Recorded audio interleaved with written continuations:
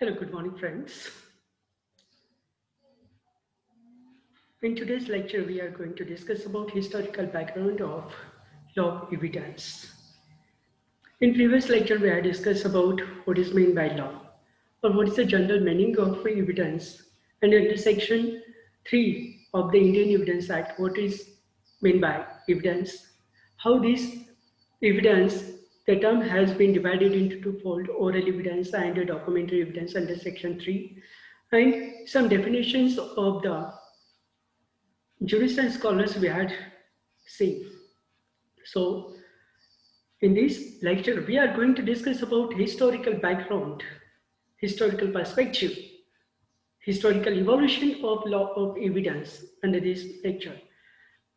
So firstly, we are going to discuss here what is the position, what is the status of law of evidence in Hindu period, Muslim period, British period, and even in post-independence period. So actually situation will get, actual status will get through this lecture. So first, historical development. In the context of historical development, first and foremost, we may have to do study of the respective periods, respective scenario. Then we'll get an idea, it was the real status, the real situation was existed in Hindu period, Muslim period, British period, and in the post-independence period. When we are talking about the Hindu period, means we are talking about 11th and 12th century. That time there was existed Hindu period. And in that Hindu period, the judicial system, legal system was existed, but the terminology was different. Terminology was different. In ancient Hindu period, in primitive period, the people mostly believe on the religion or God. Means in short, these people were superstitious peoples, that is why they believe, they faith on gods or religious systems. But then also there was the legal system was existed. Only terminology are different. Means court system was existed. Who was controlling that court system? The kings, means Raja was controlling that court system. How the court system was established by the Rajas, where he was to establish, situate that court system in the kingdom, and what was the status of that court system. Like that, all these points we are covered under this chapter.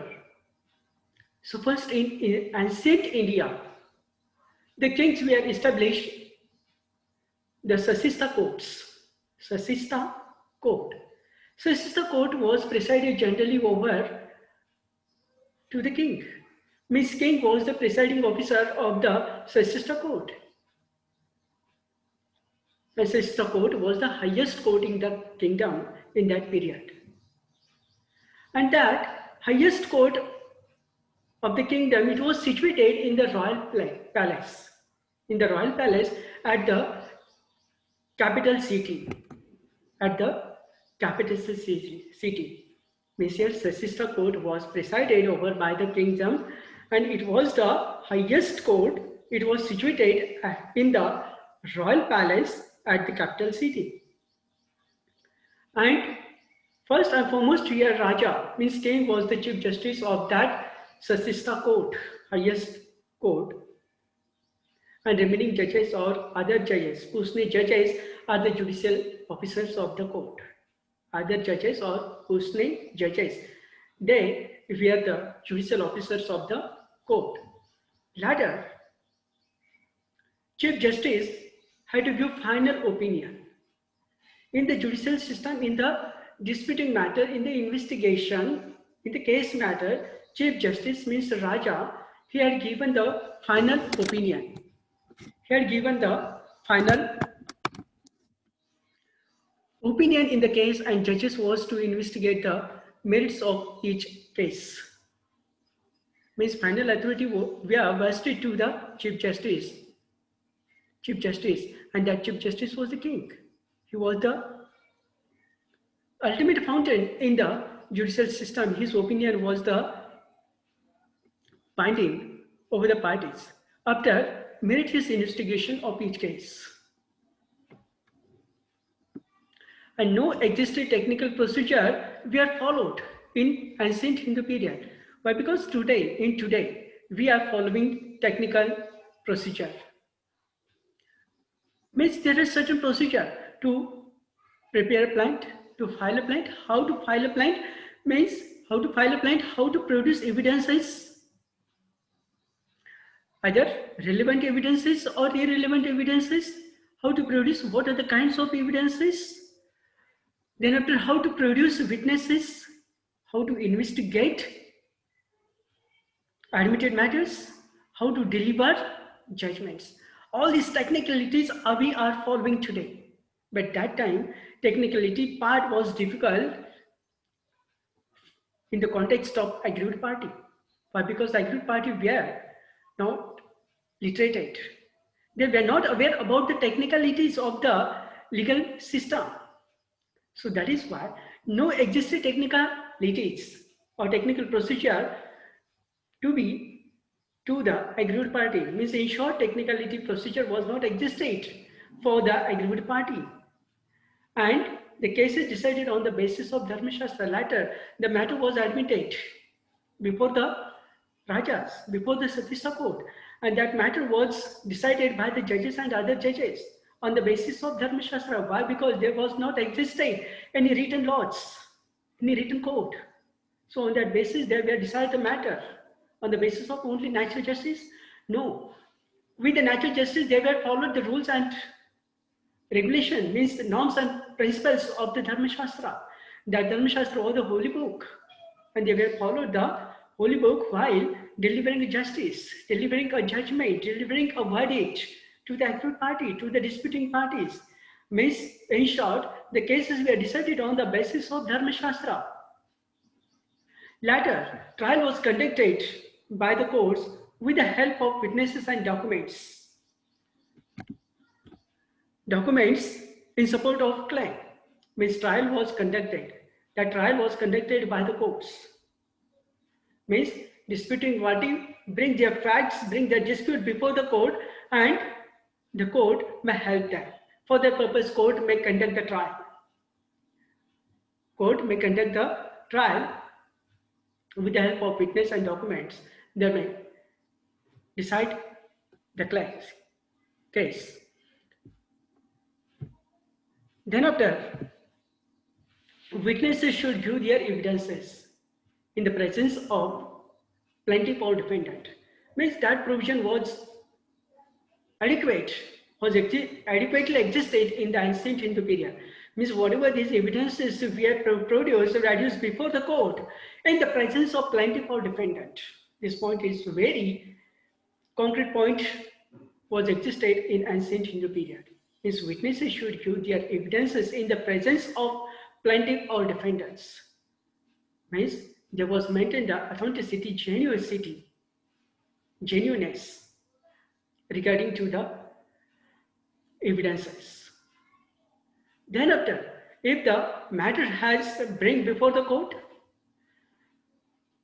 then after, court may conduct the trial, and at the conduct of trial, court may give the oath to the witnesses. That time, witnesses may keep their hand on the holy book, means Dharma Shastra or Gita, and they tell, whatever I tell, it should be or it will be a truth. Means first they were taken the oath of the Dharma Shastra or holy book, and then after he will give any testimony or produce evidences. Means the oath system was existed in ancient Hindu period. Means like that, on today we are following the same system. Second point, the judges, we are posed question to each witnesses separately, means examination of the witnesses. That examination of witnesses we are conducted by separately. On today also we are conduct the examination of witnesses separately. Judges were asked or pose questions separately to the each and every witnesses. Miss Brent, there is no little bit difference from the ancient Hindu period and on today. Means that was the base. That was the base. But only there was no certain terminology regarding to the procedural part. In the context of Indian Evidence Act, here Manu also stated,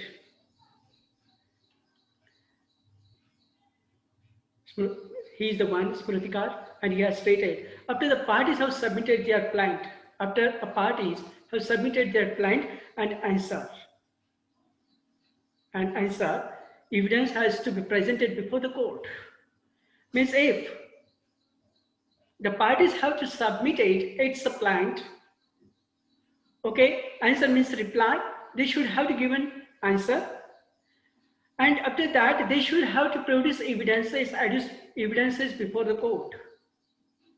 Means these evidences on the basis of plaint, on the basis of fact, they should have to produce before the court. Later, we are going to discuss about kinds of proof. Yajnavalkya has given the 3 kinds of the proof. Means how to prove the fact, how to prove the plaint, how to prove the written statement which is produced before the court. So regarding to that issue, Yajnavalkya has given 3 kinds of the proof. First one is document, second is witnesses and possessions. These are the 3. Document, witness and possession. Or in absence of the document, witness and possession, he has mentioned another one kind of proof, and it is the ordeal system, ordeal method. That ordeal method was very strictly followed in the Hindu period. Next, regarding to the legal proceeding, Brihaspati were given the 4 stages of the legal proceeding, and the same legal 4 stages we are following today in the today's legal system. Means these are the Purva-paksha.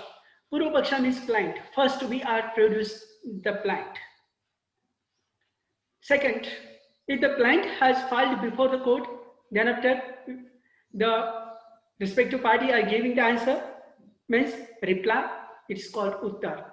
And then after, in reply means the court has sent the summons or notice to the opponent party, and that opponent party may give the reply to the summons or notice. Then after, the parties came before the court, appear before the court for the trial and investigation. The trial and investigation was conducted by the court. Means it is called the kriya. Means first the plaint, then we are giving reply, and after that court may have to conduct the trial and investigation. And after trial and investigation, court may deliver the verdict or decision. Friends, on today also same procedure, same stages we are following. Plaint, reply, trial and investigation of the dispute, and last part is the verdict or decision. Then after, kinds of witnesses. Here already we had discussed, here Yajnavalkya has given 3 kinds of the proof. 3 kinds of the proof: document, witness and possession. And after that he has talks about the ordeal. Like that here, kinds of the evidence, witnesses. Generally witness means who? A person who is conversant with the knowledge. A person who has knowledge about the fact. He is aware about the fact. That person is called the witness. Means witness. That witness must be a trustworthy person. And that trustworthy person examined by the judges. Already we have discussed, judges will conduct the examination of witness, and they will pose the question to the witnesses by separately. These are the witness. Okay. Second, documentary evidences. Documentary evidences. In documentary evidences, Vasishtha talks about the documentary evidences. In case of the in case of dispute. So that time, Vasishtha gave the more importance to the testimony of witnesses. Testimony of witnesses means oral statement or document, oral statement or spoken statement. He given more importance, more significant for the oral statement, oral declaration. Means testimony of the witnesses. It's very important in case of documentary evidence. Means anybody has speaks or he has given oral declaration, oral testimony before the court. So it was the authenticate according to the Vasishtha. But this view was rejected by the Brihaspati. Brihaspati was rejected the Vasishtha's view. Why? Because these documents were prepared under the fair situation. Why? Because these documents were made by the children's, women's, or old age persons under the condition of or under the situation of fear. So there is no genuineness, no authenticity. Means this document may be a forged document. So that is why Brihaspati has rejected the Vasishtha's views. Means he wanted to maintain genuineness document by comparison of handwriting in case of execution of deed.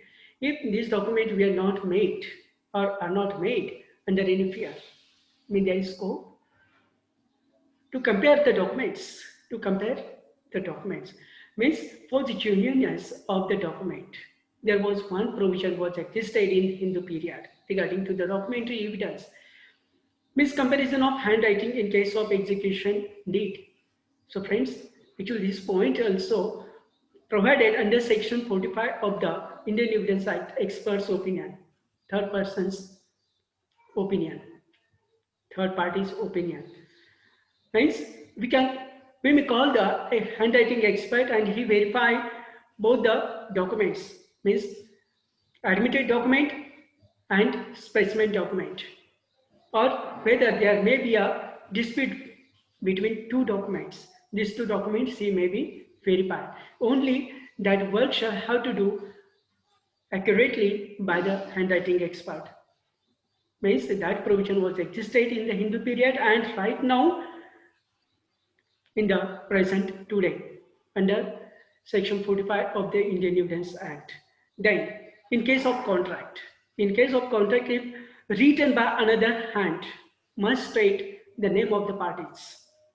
If there is contract between A and B, that time, who has written that contract, that person's name should be right on the document. Right on the document. That procedure was existed in ancient Hindu period. Then signed by the debtor, witnesses, writer in the specified form. If the contract is written by the persons, then after debtor, witnesses and writer, they should have to put their sign on the contract in a specified form. That provision where existed means today we are following. Those are the witnesses at the time of agreement. Means for example, sell deed or live and license deed. That time we are taking the two witnesses sign. With this formula we are following today, and it was existed in that period also. Then friends, the forged document led to the necessity of proof of document by oral testimony or ordeal. If there was one formula they were followed, if any person was prepared the forged document or fake documents, how to prove? If there is necessity to prove the document, how to prove? They were proved by the oral testimony or by ordeal systems. Then we are going to discuss about possession. Third kind of evidence is a possession. Vasishtha talks about possession also. This possession matter pertaining to the land property, and Vasishtha has focused A person who has possessed the land property, he is the owner. He is the owner of that property. Means possession is the best evidence in case of landed property. But here, Gautama rejected the view of Vasistha. And he has stated, recognized title of the property, recognized title of the property, it is a best evidence. It is a great evidence. Only possession is not enough. But title of the property is very important. Means on today also, friend, we are recognized title of the property, not possession. Not the possession. Means title and ownership. Title and ownership. Possession are very important. Means title of the property shows the property in favor of that person. So that is why in case of possession, Gautama's view was great in that period. Means title of the property was the authenticate evidence to prove the landed property matters. Then next kind is ordeals. So friend, ordeal means what? The ordeal system was existed in ancient Hindu period. But what is it? Actually, ordeal system, it is the one of the best method was used in the ancient Hindu period. This method to determine the guilty of person, to determine the guilty of person, to prove the guilty of person, to prove the guilty of person. For that purpose, ordeal system we are existed, we are followed in ancient Hindu period. So in this case, here Yajnavalkya, Manu and Narada has given certain kinds or some kinds of the ordeal system. Like that, ordeal by balance, ordeal by fire, ordeal by water, ordeal by or ordeal of the fountain cheese. These are some kinds. So in detail we are going to discuss ordeal by balance. What is meant by ordeal by balance? The accused was made to sit in the balance.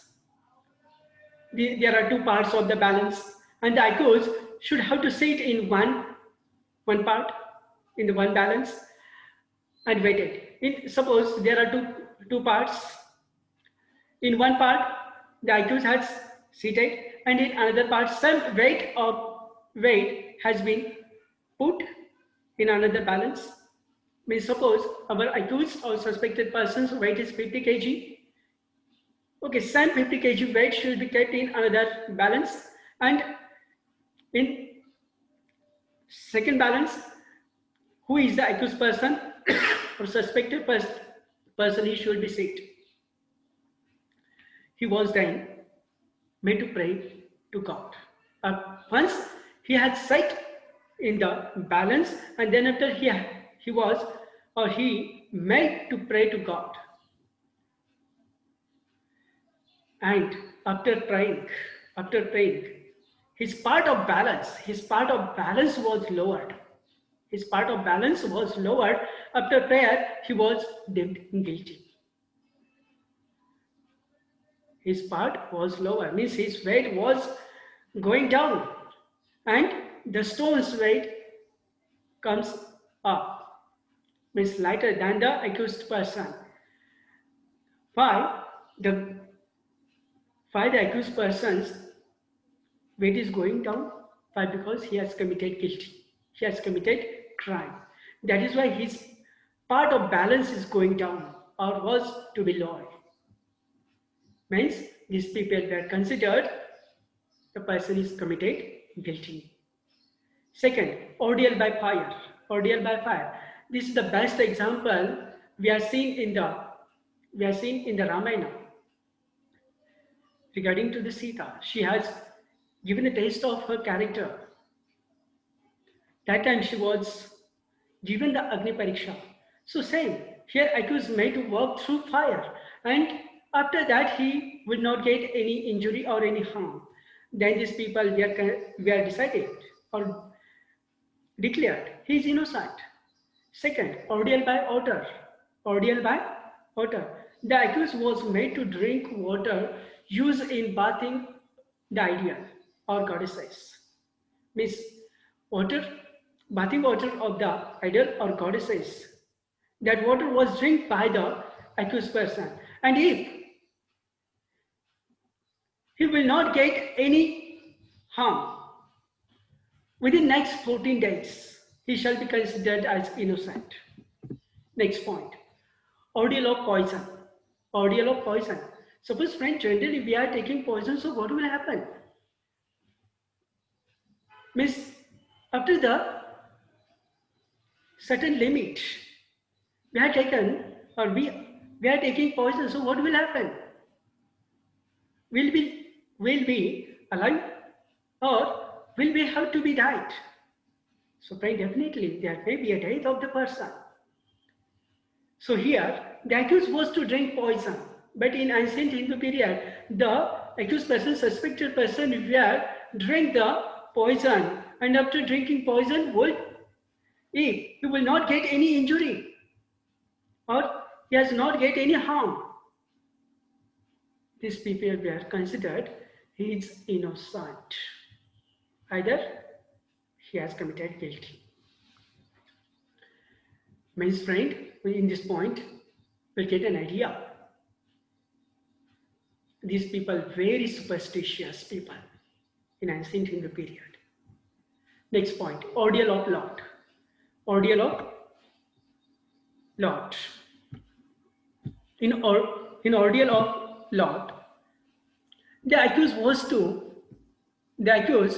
was to draw from two lots. There are two lots, two bowls, and in these two bowls or two lots, he drew the lot of dharma. Means dharma and adharma, these are the two chains, and he should have to pick up the dharma. Then he was held to be innocent. I suppose he has to choose or he has to keep adharma, means he has committed guilty. This is the ordeal of lot system. Next, ordeal of rice grain. Ordeal of rice grain. If the accused chewed unhusked, means without cover of the rice, that rice, means uncovered skin of the uncovered peel of the rice. That unhusked rice should chewed by the accused person or suspected person, and if no blood appeared in his mouth, then he was held to be an innocent. Then last point is ordeal of fountain cheese. Ordeal of fountain cheese. So regarding to the point, the accused was to drink some special type of water. The accused was to drink some special type of water. If he becomes delirious, and confesses his misdeeds, he was held to be guilty. If once a person who has confessed, I have committed such guilty, so definitely we shall have to consider he has committed guilty, means he is criminal. Or if he has to drink the special types of water, and after he becomes the delirious, means unconscious, then these people were considered he is guilty person. So friend, in today's lecture we have discussed about the position, the situation of the ancient Hindu period regarding to the law of evidence. So friend, today we shall have to stop. Thank you.